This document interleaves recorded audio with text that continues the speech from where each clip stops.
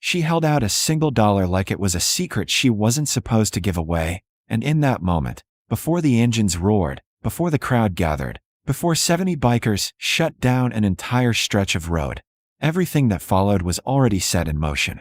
If you believe that kindness from the smallest hands can still shake the hardest lives, go ahead and like and subscribe right now, because this story begins quietly, but it doesn't stay that way. I didn't know her name when I first saw her, only that she couldn't have been more than 7 or 8, standing on the cracked concrete outside a half-forgotten gas station at the edge of town, the kind of place with flickering fluorescent lights and a soda machine that hummed louder than it worked. The heat that afternoon pressed down like a weight, turning the air thick and lazy, and most people rushed in and out with their heads down, eager to escape it. That's when I noticed the biker. He sat on the curb beside a black motorcycle that looked like it had given up right along with him. Tools scattered, hands black with grease, shoulders slumped forward in a way that told you this wasn't just a mechanical problem. His leather jacket was cracked and faded, his boots worn thin at the soles, and there was a stillness about him that only comes from someone who's been fighting too long and finally ran out of strength. He wasn't asking for help. He wasn't even looking up. He just stared at the engine like it had personally betrayed him. People walked past. A few glanced. No one stopped.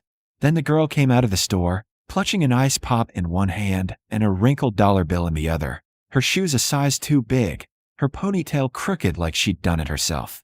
She slowed when she saw the biker, tilted her head, and watched him for a moment with the unfiltered curiosity only children have. I remember thinking her mother would call her back, that this would end the way moments like this usually do, missed, forgotten, swallowed by routine. Instead, the girl walked straight up to him. She didn't hesitate. She didn't seem afraid of the size of him or the scowl he wore like armor. She just stopped a few feet away and asked, in a small but steady voice, if he was okay. The biker looked up then, surprised, almost confused, like he'd forgotten how conversation worked. He tried to smile, but it didn't quite land, and he told her he was fine, that his bike was just being stubborn. She nodded as if she understood completely, then looked down at her hand, at the single dollar she hadn't spent. Without ceremony, she held it out to him. "You can have this," she said. "My mom says when someone looks really tired, they need help more than money, but I don't have help." The words hit harder than anything I'd seen all day. The biker stared at the bill like it was something dangerous. He shook his head, tried to push her hand back gently, told her to keep it, that she might need it more. She frowned, pressed it into his palm anyway, and closed his fingers around it with both of hers, small and determined. "I'll be okay," she said simply, then turned and ran back toward the store before he could argue. For a long second, the biker just sat there, frozen, the dollar clenched in his grease-stained hand. His shoulders began to shake, not enough for anyone else to notice, maybe, but enough that I did. He didn't wipe his eyes. He just bowed his head, like someone standing in a church he didn't believe in anymore, holding on to the last proof that maybe something sacred still existed. I didn't know his story then, not the details anyway, but I learned later that his name was Cal, that the bike was his home, that the job he'd lost a month earlier had taken everything else with it, and that he'd been riding until the money ran out and the engine finally quit. What I did know, standing there across the lot, was that the moment didn't belong only to them anymore. Someone else had seen it too. A man leaning against a pickup truck, leather vest patched and weathered, phone in his hand. He didn't record the girl's face. He didn't step in.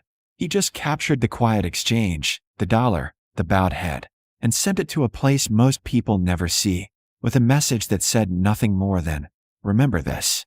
Cal stayed there for a while after the girl left, long enough that the sun dipped lower and the shadows stretched thin across the pavement. He tried working on the bike again, hands moving out of habit more than hope, and when it didn't start, he sat back down, defeated. He didn't know that somewhere, far beyond that gas station, engines were being started, messages passed, routes changed. He didn't know that the dollar in his pocket was already worth more than money. He only knew that a stranger had given him something when no one else would, and for the first time in a long time, he didn't feel invisible. That was part one of the story, the smallest act, the quietest choice, the last dollar offered without knowing what it would cost or what it would return. And nothing about what came next would make sense unless you understood this. It didn't begin with 70 bikers. It began with a child who thought $1 could help a tired man, and a man who didn't yet know how many lives were about to answer her. By the time the sun rose the next morning, Cal still believed the world had already given him everything it was going to give. He woke stiff and sore behind the gas station, the blacktop cold beneath his jacket, the sound of distant traffic rolling by like a reminder that life kept moving whether he did or not. The dollar was still in his pocket, folded and unfolded so many times it felt softer than paper, and he touched it out of habit, like checking a wound to see if it still hurt. He washed his face in the restroom sink, studied the man in the cracked mirror, and sighed. The bike hadn't magically fixed itself overnight. He knew that. Engines didn't heal just because someone believed in you. Or at least, that's what he thought. What Cal didn't know was that while he slept, a photograph had traveled farther than he ever had on that motorcycle. It passed quietly from phone to phone, from one clubhouse to another, carrying no hashtags, no captions meant for attention.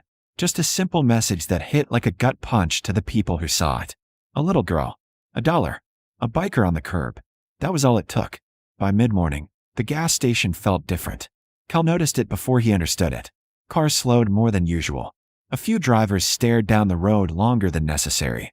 The cashier stepped outside twice, squinting toward the highway, as if expecting weather that hadn't been forecast. Then Cal heard it. At first, it was distant, low, rolling, almost like thunder caught in the wrong season. He straightened, heart skipping for reasons he couldn't explain, and turned toward the sound. The first motorcycle pulled into the lot just before 10. A big touring bike, polished but road-worn, rider calm and unhurried. He nodded once at Cal, parked near the broken bike, and cut the engine. Before Cal could speak, another arrived. Then another. The rumble grew, layered and steady, not aggressive, not rushed. It felt intentional. Cal stood there, tools still in his hands, unsure whether to be nervous or grateful or both.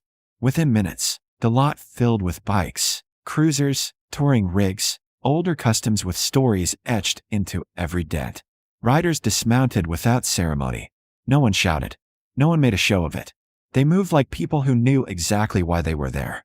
A tall man with a gray beard and a vest heavy with patches approached Cal first. "You the guy with the dead bike?" he asked, voice even. Cal nodded slowly. "Yeah, I didn't ask for." The man raised a hand gently. "We know." That was all he said before turning to the others and giving a short nod. And just like that, the lot became a workspace. One biker crouched near the engine, inspecting the damage. Another laid out tools more advanced than anything Cal owned. Someone brought him coffee without asking how he took it. Cal tried to protest, but the words fell apart before they reached his mouth. He watched in stunned silence as hands moved with practiced confidence, as conversations flowed in shorthand and glances, as people who hadn't met 5 minutes earlier worked together like they'd done this 100 times before. No one asked for his story. No one asked why he was there. They didn't need to. It was written all over him. Half an hour later, the girl returned with her mother. She stopped short when she saw the crowd of bikes. Eyes wide, ice pop forgotten. Her mother froze too, instinctively reaching for her hand. Cal saw them and felt something tighten in his chest. He didn't know how to explain this to a child. Before he could move, one of the bikers knelt in front of the girl, careful to keep his voice soft. "Hey," he said, smiling. "You dropped something yesterday." He held out the dollar. The girl shook her head immediately. "That's his," she said, pointing at Cal. The biker nodded, stood, and walked the bill over to Cal, placing it gently on the seat of the bike. "She's right," he said. "That dollar already did its job." When the engine finally turned over, the sound cut through the air. Like a promise being kept. Cal laughed, a raw, disbelieving sound that surprised even him. He looked around at the faces watching him, not for praise, not for thanks, just to make sure he was okay. The bearded biker stepped forward again. "You riding today?" he said, not as a question but a statement. Cal swallowed. "Yeah," he managed. "I think I am." The riders mounted up then, engines coming alive one by one until the lot vibrated beneath their weight.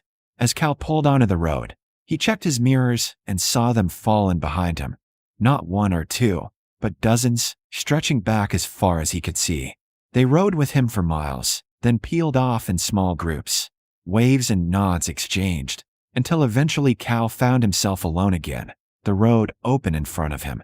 But this time, He wasn't invisible. And he wasn't carrying that dollar because he needed it. He carried it because it reminded him that sometimes help arrives long before you know how badly you need it. Cal pulled off the highway just before sunset, the sky bleeding orange and gold across the open road, the kind of light that makes everything feel like an ending and a beginning at the same time. The Escort had peeled away miles back, engines fading one by one until only the steady hum of his own bike remained. But the silence didn't feel empty.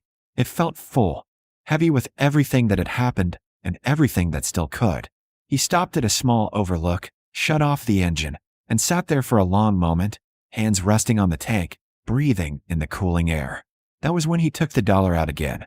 It was more worn now, creased and smudged with oil, and he smiled at the thought that it had survived the road just like he had. He thought about the girl, about the way she hadn't hesitated, about how she'd given without asking what she'd get back. Most people waited for proof before believing in someone. She hadn't. That stayed with him. In the weeks that followed, Cal didn't become famous, and his life didn't suddenly turn perfect. He picked up work where he could, odd jobs, deliveries, helping stranded drivers on the side of the road. He stopped at that same gas station more than once, not because he had to, but because it mattered to him now. The cashier started calling him by name. Travelers recognized the bike sometimes and nodded, as if they'd heard the story even if they didn't know the details. Cal kept the dollar tucked inside a small plastic sleeve in his saddlebag, not as a good luck charm, but as a reminder. Whenever he felt the old weight creeping back in, the fear, the doubt, the sense of being one bad day away from nothing, he'd touch it and remember how many people had shown up because one child believed a tired man was worth helping. Somewhere out there, 70 bikers went back to their own lives, their own roads, without expecting credit or thanks. And somewhere, a little girl probably spent another dollar on another ice pop, never knowing how far her kindness had traveled. That's the thing about moments like this. They don't end when the engines stop. They echo. Long after the road curves out of sight, long after the crowd disappears, they stay with you, reminding you that the smallest act, given freely, can still change the direction of a life.